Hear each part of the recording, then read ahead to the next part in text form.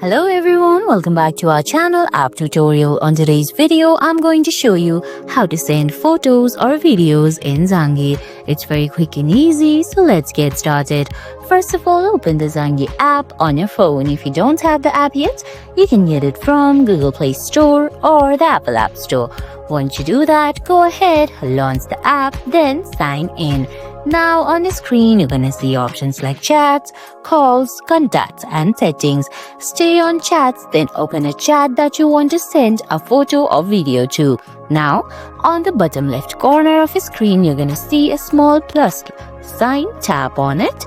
Then you're gonna see options like photo, video, file, location, and contact. You're gonna have to go ahead and select photo or video option and select a photo or video from there, or you can simply go ahead and select the photo or video that has been suggested there, then select send file.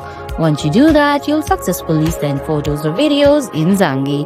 And guys, that's it. I hope you found this video helpful. If you did, please give it a thumbs up, leave a comment, subscribe to our channel, and hit that bell icon.